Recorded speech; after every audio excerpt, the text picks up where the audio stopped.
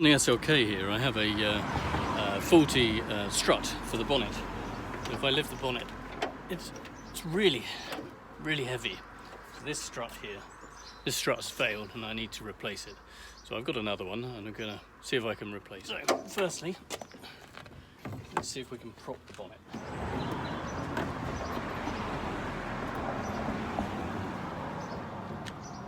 There we go. So the bonnet is now propped and hopefully it won't fall.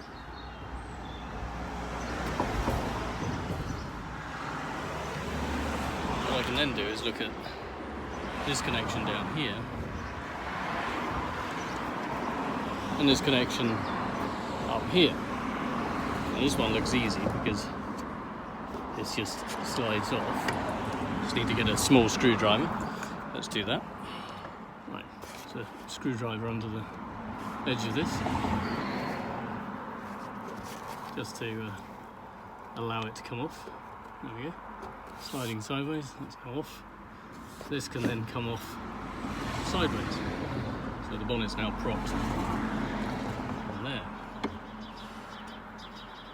Looking at the lower end of this, I can see that there's a small clip that I can put my screwdriver under. When I do that, that allows it to pull away. That was very easy. So now I've got this off, I'll have a look at how it compares with the one I... Right, okay, so this is the new one that I've bought. This was about £20 on eBay or Amazon. If I pull this out of its tube, you can see the end at the top, which is exactly the same as the end on the old one. And the bottom end is a little bit different, and that's because the old one's inside a tube. And what you can probably see on there is it says press on there. So I'm going to press on this and hopefully it'll come out of its tube.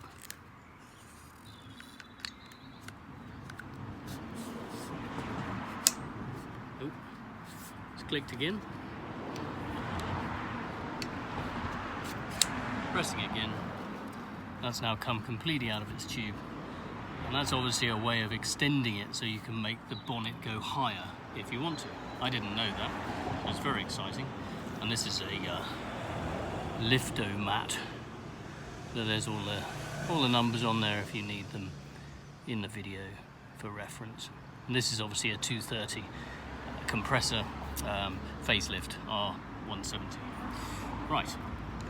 Now if I compare these ends, you can see there is a thing on the old one and there isn't a thing on the new one. So I need to remove the thing from the old one, and I'm hoping it's just a thread and I can undo it.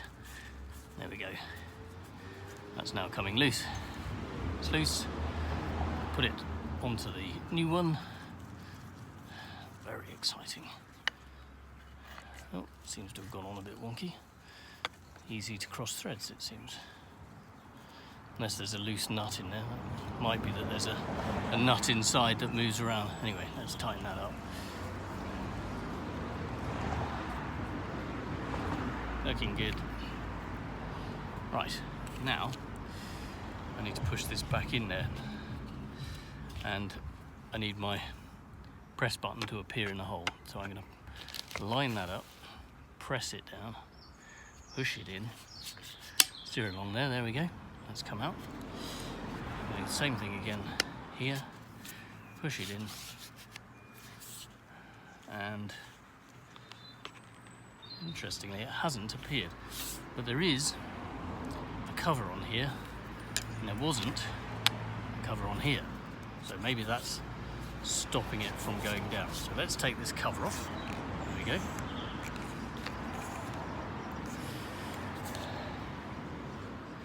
Actually, I wonder if the cover should fit inside. And it looks like it might want to. Well, anyway, let's see if we can get it all the way down first. There we go. So that's now in, and this is now outside here. I don't know if I'm going to have to cut this off or whether I can possibly fit it in.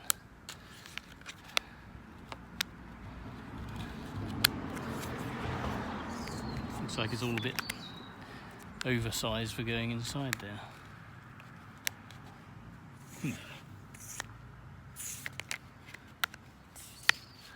Might not go down far enough either once we get it on the car.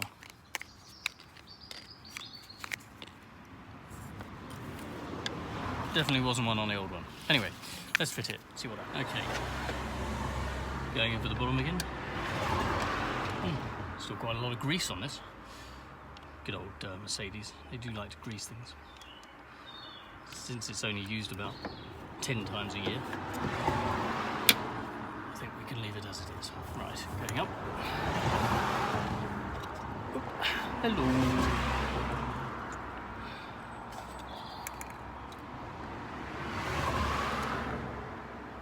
You can't see that, can you? Hang on. There you go. Where is it? There it is. It's up there.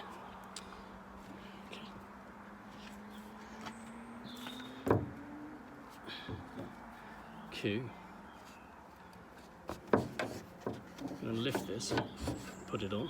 It's a bit higher than the old one. I'm going to slide that back onto there. And that's now on the new strut.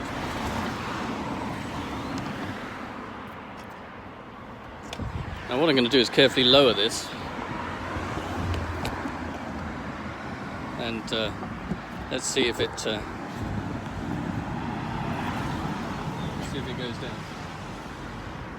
There you go.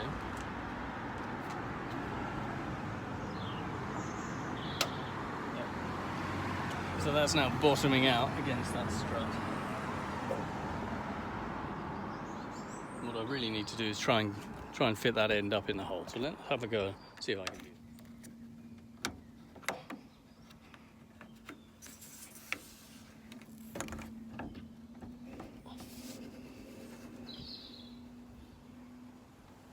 Just going to take that up to its next position, which is very exciting.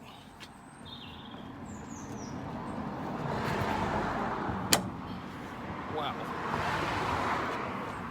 That actually lifts the bonnet open fully. I guess if you wanted to take the engine out, that's what you'd do. Pretty terrifying. Anyway, the aim was to try and get this onto here, so I could then try and get that up inside this tube. I'm not sure I'm going to be able to. If I could shape this, maybe I'll get a knife and just trim this around, see if I can make it more fluted so it goes up inside. Let's grab a knife. Ultimately, I will just cut this off if it's in the way, but I'm going to try and just trim it so that it has a bit of an angle on it. Hopefully it'll allow me to push it up inside. It's nice to keep dust covers on struts if you can. Stops the crap getting up inside them. I'm not sure there's any great point with this one, but it's going to be inside that cover anyway. There we go. Well, take this all the way around. Let's take some of it off. So that's now a bit more chamfery. If chamfery is a word, we'll see if this. Oop.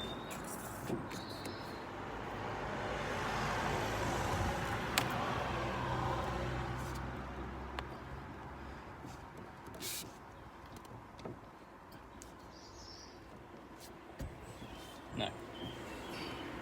Okay. I've proven the point. It isn't going to fit.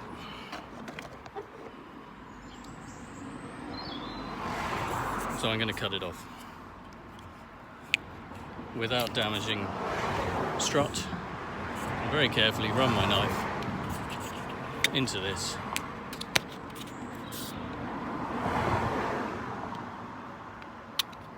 And just break it off. There we go, done.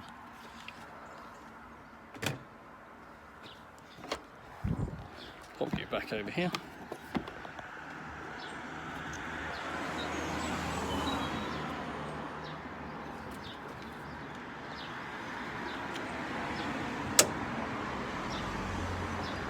Normal position. Now we're coming down.